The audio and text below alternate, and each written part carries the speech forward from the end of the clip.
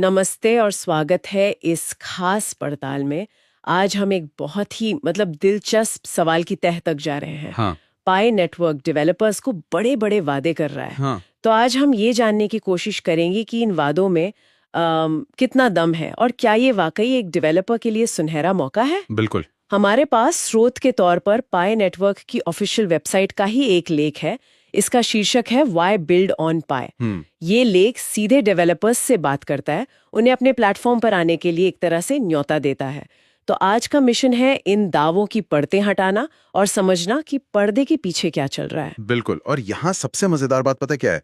हम सीधे स्रोत से ये देख रहे हैं कि एक वेब 3 प्लेटफॉर्म खुद को दुनिया के सामने कैसे बेचता है। सही बात है। ये सिर्फ टेक्नोलॉजी की बात नहीं है, ये साइकोलॉजी है, इकोनॉमिक्स है और एक पूरे इकोसिस्टम को बनाने की रणनीति है।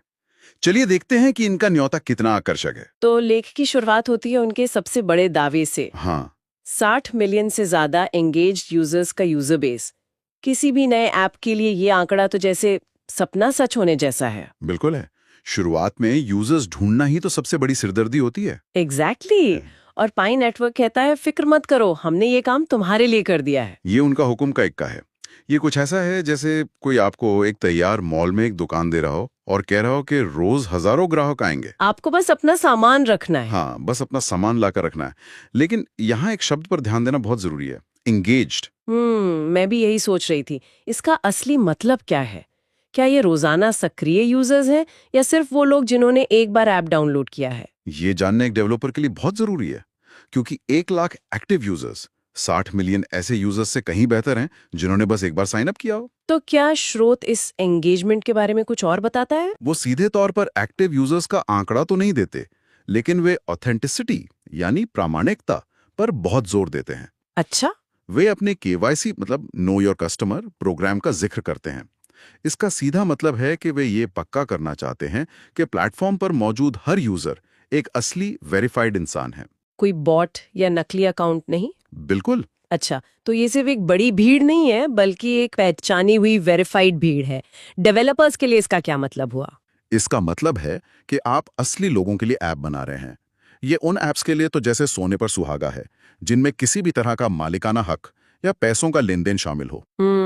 स्रोत में साफ लिखा है कि एक प्रामाणिक नेटवर्क उन वेब 3 एप्लीकेशंस के साथ आसानी से काम करता है जहां ओनरशिप और फाइनेंशियल पहलू जुड़े होते हैं। धोखाधड़ी का खतरा कम हो जाता है। और यूजर्स को अपने ऐप पर लाना कितना आसान है, क्योंकि अगर प्रोसेस मुश्किल हो तो 60 मिलियन लोग होते हुए भी कोई नहीं आएगा। यहीं पर उनका पाई SDK मतलब सॉफ्टवेयर डेवलपमेंट किट काम आता है। वे कहते हैं कि यूजर ऑथेंटिकेशन बहुत आसान है। कैसे? क्योंकि हर यूजर का एक यूनिक यूजर नेम पहले से ही पूरे इकोसिस्टम में वेरीफाइड है। मतलब नए यूजर को लंबे चौड़े साइन अप फॉर्म नहीं भरने पड़ेंगे। एक क्लिक और यूजर ऐप में। हाँ, ये एक बहुत बड़ी रुकावट को हटा देता है। ठीक है, तो आपके पास एक बंद इकोसिस्टम में लाखों वेरीफाइड यूजर्स हैं, लेकिन क्या ये एक तरह का वो वॉल्ड गार्डन नहीं बन जाता? क्या आपका ऐप सिर्फ पाई यूजर्स तक ही सीमित रह जाएगा? ये एक बहुत अच्छा सवाल है और लगता है कि पाई की टीम ने इस पर सोचा है। उन्होंने पाईनेट का जिक्र किया है, जिसका मतलब है Pi apps on the open internet. अच्छा, तो ये क्या है? ये डेवलपर्स को अपने एप्स को पाई इकोसिस्टम के बाहर यानी खुले इंटरनेट पर भी आसानी से शेयर करने की सुविधा देता है। तो ये एक हाइब्रिड मॉडल है। मतलब आपको एक सुरक्षित यूजर बेस का फायदा भी मिलता है और बाहर की दुनिया में फैलने की आजादी भी। एग्जैक्टली। पहले से ब्लॉकचेन या किसी खास ब्लॉकचेन प्रोग्रामिंग भाषा का अनुभव होने की जरूरत नहीं है। एक मिनट, ये बात थोड़ी चौंकाने वाली है। हाँ, ये बहुत बड़ा दावा है। मतलब एक वेब डेवलपर जो क्रिप्टो के बारे में ख ख ग भी नहीं जानता, वो भी सीधे वेब 3 ऐप बना सकता है। ये तो गेम चेंजर हो सकता है। और यही उनकी पूरी रणनीति का केंद्र है। वे कहते हैं कि आपको बस एक मोबाइल वेब ऐप बनाना है, उनका जावास्क्रिप्ट SDK जोड़ना है और कुछ API कॉल्स करनी है। कोई सॉलिडिटी वगैरह सीखने की जरूरत नहीं। कोई जरूरत नहीं, आप अपनी पसंदीदा भाषा में ही काम कर सकते हैं। लेकिन क्या ये इतना आसान है? क्या बिना ब्लॉकचेन की गहरी समझ के एक अच्छा और सुरक्षित वेब 3 ऐप बनाना मुमकिन है?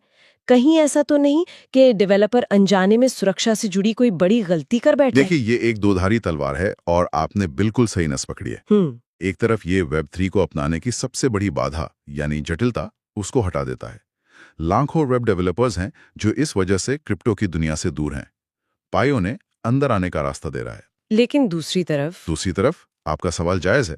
अगर आप ब्लॉकचेन की बारीकियों को नहीं समझते तो हो सकता है आप ऐसे ऐप्स बनाएं जो उसकी असली ताकत का इस्तेमाल ही ना कर पाएं। तो फिर इसका समाधान क्या है?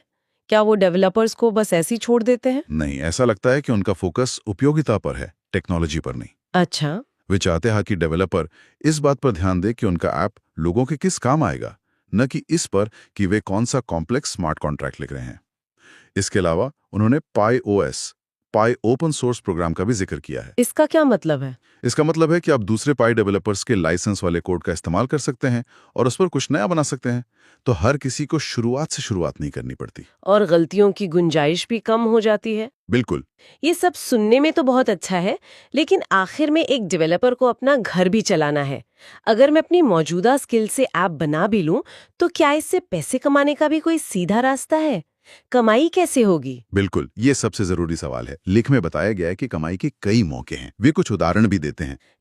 जैसे आप एक ई-कॉमर्स ऐप बनाकर सीधे सामान बेच सकते हैं या एक मार्केट प्लेस ऐप पर अपनी सेवाएं दे सकते हैं। अगर आप गेमिंग ऐप बना रहे हैं तो उसमें डिजिटल एसेट्स या स्पेशल एक्सेस बेच सकते हैं। और सोशल मीडिया ऐप्स के लिए सोशल मीडिया ऐप में छोटे छोटे लेन देन यानी माइक्रो ट्रांजैक्शंस को डिजाइन कर सकते हैं। और ये सारा लेन देन पाई क्रिप्टो करेंसी में होगा, है ना? हाँ, पाई क्रिप्टो करेंसी को सीधे ऐप के सिस्टम में जोड़ा जा सकता है।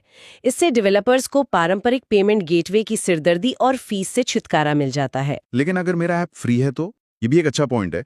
वे एक एड नेटवर्क तक आसान पहुंच का भी वादा करते हैं। इसका मतलब ये है कि अगर किसी डेवलपर का आइडिया पैसे कमाने के लिए सीधे यूजर से चार्ज करने का नहीं है, तो भी वो विज्ञापनों के जरिए कमाई कर सकता है। ये तो फ्री एप्स के लिए एक बहुत बड़ा प्लस पॉइंट है। बिल्कुल। मतलब कमाई के मामले में काफी लचीलापन है। और फिर आती है रचनात्मक स्वतंत्रता की बात। उनका एक नारा है, बिल्ड एनीथिंग यू वांट। हाँ, आप जो चाहें बना सकते हैं। लेकिन क्या इसमें कोई शर्त भी है? हाँ, और वे इस बात पर जोर देते हैं कि उनका मुख्य ध्यान यूटिलिटी पर है। वे ऐसे ऐप्स चाहते हैं जो वास्तविक दुनिया की समस्याओं को हल करते हैं या लोगों की जिंदगी को किसी भी तरह से बेहतर बनाते हैं। मतलब सिर्फ सट्टेबाजी वाले या क्रिप्टो के लिए क्रिप्टो वाले प्रोजेक्ट्स नहीं। नहीं, वे डेवलपर्स को समाज के लिए कुछ उपयोगी बनाने के लिए प्रोत्साहित कर रहे हैं। प्रेरणा देने के लिए वे अपने पिछले हैकाथॉन के विजेता ऐप्स का भी जिक्र करते हैं। ये तो हुई प्लेटफॉर्म की बात, लेकिन क्या एक डेवलपर को अकेला छोड़ दिया जाता है या उसे कोई सपोर्ट भी मिलता है, खासकर अगर कोई नया हो इस फील्ड में? नहीं, वे दावा करते हैं कि पाई नेटवर्क सिर्फ एक प्लेटफॉर्म नहीं बल्कि एक सपोर्ट सिस्टम भी है। वे अपने #पाई हैकाथॉन प्रोग्राम का जिक्र करते हैं। अच्छा, उसमें क्या होता है? उसमें डेवलपर्स को सीधे पाई कोल टीम से सपोर्ट और मेंटरशिप मिल सकती है। ये किसी भी नए डेवलपर के लिए बहुत कीमती हो सकता है। और मैंने पढ़ा कि वो इनाम भी देते हैं। हाँ, डेवलपमेंट के अलग अलग पड़ाव पूरे करने पर डेवलपर्स को पाई क्रिप्टो करेंसी में इनाम भी दिए जाते हैं। ये एक तरह की फंडिंग है जो डेवलपर्स को अपने काम पर फोकस करने में मदद करती है। ये तो स्वतंत्र डेवलपर्स या छोटी टीमों के लिए बहुत अच्छा है। हाँ, जिनके पास ज्यादा पैसा नहीं होता। ये दिखाता है कि वे अपने इकोसिस्टम में डेवलपर्स की योगदान को महत्व देते हैं। ठीक है, अब थोड़ा तकनीकी पक्ष पर आते हैं, उन लोगों के लिए जो इन चीजों की परवाह करते हैं। लेख में ब्लॉकचेन की कुछ खासियतों का जिक्र है, जैसे कम ट्रांजैक्शन फीस और हाई थ्रूपुट। ये दावे तो आजकल हर ब्लॉकचेन प्रोजेक्ट करता है। इसमें क्या खास है? देखिए, ये बिंदु सीधे तौर पर इथीरियम जैसी पुरानी ब्लॉकचेन की सबसे बड़ी समस्याओं को संबोधित करता है, जहां गैस फीस इतनी ज्यादा हो सकती है कि छोटे-मोटे लेन-देन करना नामुमकिन हो जाता है। सही बात है। अगर पाई नेटवर्क सच में माइक्रो ट्रांजैक्शन को सस्ता और तेज बना पाता है, तो ये गेमिंग और सोशल मीडिया ऐप्स के लिए एक बहुत बड़ा आकर्षण हो सकता है। और हाई थ्रूपुट का क्या मतलब है? इसे आसान भाषा में कैसे समझे? तो थ्रूपुट को हम एक हाईवे की तरह समझ सकते हैं। ओके। जितना ज्यादा थ्रूपुट, उतनी ही ज्यादा गाड़ियां यानी ट्रांजैक्शंस एक साथ बिना ट्रैफिक जाम के निकल सकती हैं। ज्यादा थ्रूपुट का मतलब है कि एप्स तेज और ज्यादा स्मूथ चलेंगे, खासकर वो जिनमें बहुत सारे छोटे छोटे लेन देन होते हैं। मतलब यूजर को हर एक्शन के लिए लंबा इंतजार नहीं करना पड़ेगा। एग्जैक्टली। लेख में पर्यावरण के अनुकूल होने की भी बात कही गई है। हाँ, वे बताते हैं कि उनका कंसेंसस एल्गोरिथम पर्यावरण के अनुकूल है। यह आजकल एक बहुत बड़ा मुद्दा है, खासकर बिटकॉइन जैसी क्रिप्टो करेंसी की भारी ऊर्जा खपत को देखते हुए। तो ये उन डेवलपर्स और यूजर्स को आकर्षित कर सकता है जो पर्यावरण को लेकर सचेत हैं। बिल्कुल। तो अगर हम इस पूरी पड़ताल को समेटें, तो आखिर इसका मतलब क्या निकलता है? पाई नेटवर्क डेवलपर्स को क्या बेच रहा है? वो एक पूरा पैकेज बेच रहे हैं। पहला, पहले दिन से लाखों वेरीफाइड यूजर्स तक पहुंच। दूसरा, डेवलपमेंट का आसान रास्ता, भले ही आपको ब्लॉकचेन ना आता हो। तीसरा, कमाई के कई अलग अलग तरीके। और चौथा, जो चाहें बनाने की आजादी, बशर्त ये है कि वो उपयोगी हो। उनका पूरा जोर एक ऐसे इकोसिस्टम को बनाने पर है जहां डेवलपर्स आसानी से आ सकें और सफल हो सकें। ये वेब3 को बड़े पैमाने पर अपनाने की दिशा में एक बहुत ही अलग और दिलचस्प कोशिश लगती है। जहां बाकी प्रोजेक्ट्स अपनी तकनीकी जटिलता और डिसेंट्रलाइजेशन की बातें करते हैं, हाँ, वहीं पाई नेटवर्क पहुंच और उपयोगिता पर ध्यान केंद्रित कर रहा है। बिल्कुल सही। ये एक रणनीतिक चुनाव है। वे टेक्नोलॉजी को लोगों के करीब लाने की कोशिश कर रहे हैं, भले ही इसके लिए उन्हें कुछ सिद्धांतों से समझौता करना पड़े। एक बंद बगीचे और एक खुली दुनिया के बीच का संतुलन। हाँ, बिल्कुल। ये देखना दिलचस्प होगा कि ये रणनीति लंबे समय में कितनी सफल होती है, खासकर जब उनका मेननेट पूरी तरह से लाइव हो जाएगा। ये पूरी बातचीत हमें सोचने के लिए एक बहुत ही दिलचस्प सवाल पर छोड़ जाती है। क्या? कल्पना कीजिए, अगर किसी ऐप को पहले दिन से ही दुनिया भर के लाखों वेरीफाइड यूजर्स का एक्सेस मिल जाए, तो वो किस तरह की वास्तविक समस्या का समाधान कर सकता है? क्या कोई ऐसा ऐप बन सकता है जो स्थानीय कारीगरों को सीधे वैश्विक बाजार से जोड़ दे, या कोई ऐसा एजुकेशनल ऐप जो हर गांव तक पहुंच सके? इस पर सोचिएगा जरूर।